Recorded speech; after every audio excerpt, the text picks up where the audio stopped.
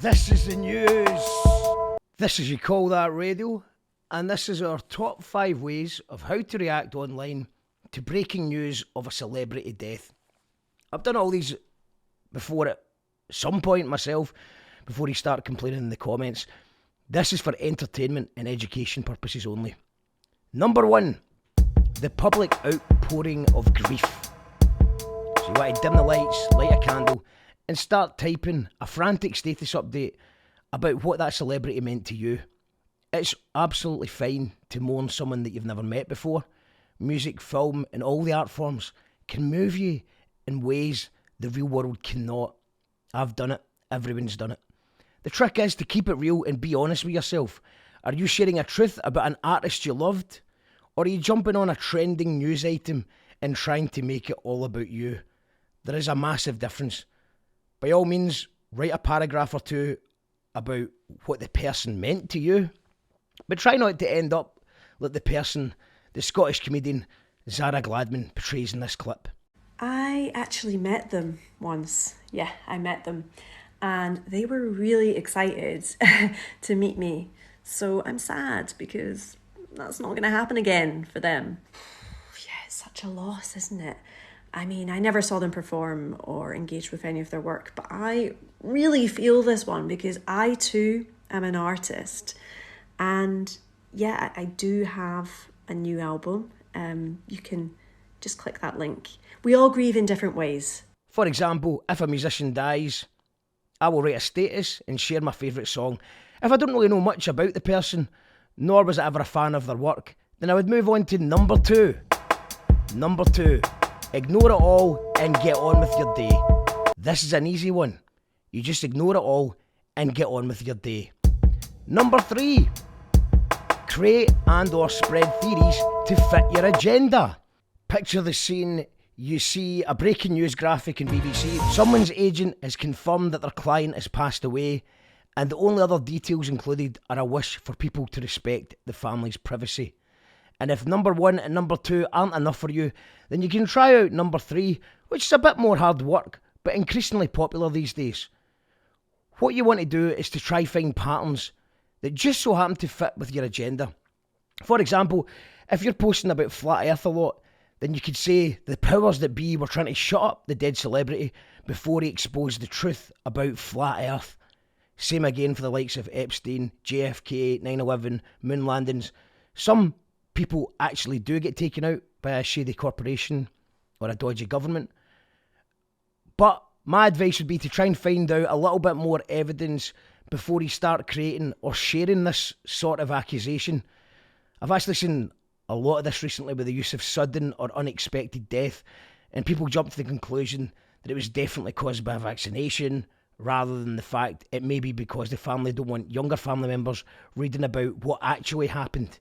Someone I know died, and I knew the real reason, which was nothing to do with the vaccine, but within minutes of a newspaper reporting sudden or unexpected, when that article went online, you'd ball bags like Right Said Fred, not only using the article as justification for their agenda, but secondly, using this to celebrate the death for a person they'd never met before. So same goes for people who are anti-vaxxers suddenly dying, and then you get ghouls celebrating that it must have been a virus that they died of. Both extremes need to get in the bin. Make sure you know what you're talking about, or if you do have some evidence, then feel free to construct a narrative, but no need to celebrate ever in my book, with the odd exception like the Queen or Maggie Thatcher. There is exceptions that prove the rule, which takes us neatly to number 4. Number 4, mocking death with memes and jokes. In the past, I too have been guilty of making a badly timed pun. There is a gallows humour in the west of Scotland, especially the areas and eras I grew up in. But with the exception of Maggie Thatcher and the Queen, I don't think I've really cracked jokes at anyone's death online at all. Maybe in the pub or a house party back in the day. But I suppose online it loses its humour knowing that one of their friends or a family member or obsessive fan could be scrolling through a website and see my shite patter. And I would hate my shite patter to affect their grieving process. So I personally try to never do this, unless it's the Queen, Maggie Thatcher, or maybe right, said Fred. So my advice is to try not to do this unless you're being genuinely funny. Funny is funny, regardless. You know, I don't believe that there should be a rule against it. If it's funny, it's funny. And it's more likely to be funny if the punchline is someone who wasn't a very good person. And I know they say you should never, ever mock the dead. But if you're a total cunt while you're alive, then I don't exactly expect you to be charming in the afterlife. So if you're going to make jokes about me when I die, then try to make it funny, please. But if you don't, I won't care, because I'll be dead. Which takes us to number 5. Number 5, raise a pickled onion.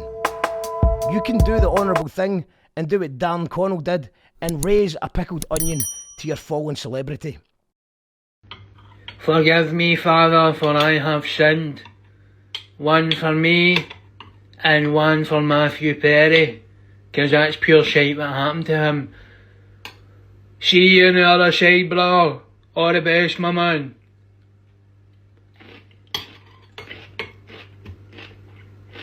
This is the news on You Call That Radio. Like, subscribe and leave a comment with how you like to react to the death of a celebrity. Do you have any tips that I haven't mentioned? And let's end the show with a bit of Jackal Trades. This song is called Celebrity Morning is the New Rock and Roll. And sign up to the Patreon if you enjoy the channel. Bye! Celebrity morning is the new rock and roll. Raise your depths of despair to the death of a soul. It's prime time for the last A-list to flatline. Build a shrine to the past to help you pass time. Marketing the average man to superstardom. All your heroes are dead now or about to die soon. They were beaming human beings through invisible flumes. Off the back of Piola to the front of your room. Busting boom must consume. The vacuum grows bigger till the kid in the street wants an action figure. They made a killing off the gig and made a million off the touring, but it killed them deep inside as the machine kept roaring. Were you party to the circus? Well, we part of the morning. If you've not woke up yet, let me wish you good morning. Bean counter, arse kisser, drug dealer in a grippy. Blame it on the 70s, blame it on a riffy. Don't blame it on a boogie, better blame it on a bogeyman. Blame it on the 80s, better blame it on a roadie man. Big bucks, propaganda wasn't all big. Tobacco corporate can make you rock proper like proper rock. PR murdered on the dance floor, the beat don't stop. The beat goes on in sales when the heart does not. Often tops it in the case when tributes are sought. And publicity like that just cannot be bought. Or maybe it can, there's food for thought. Pop charts, chock-a-block with pop stars who popped their clogs in the 60s. Big business bought into music industries to minimise the risk and monopolise the fees. The more open mic hopefuls to global infamy propelled average Joes into television personalities. Temptation and strange days made them cane case the numb adrenaline and pain from the pressures of stage. The ideas were popular when pop remained vague. Nowadays no one will ever be that famous again. Levy, Bowie, Prince, now Seal. Celebrity morning is the new rock and roll. Raise your depths of despair to the death of a soul. It's prime time for the last A-list to flatline. Build a shrine to the past to help you pass time.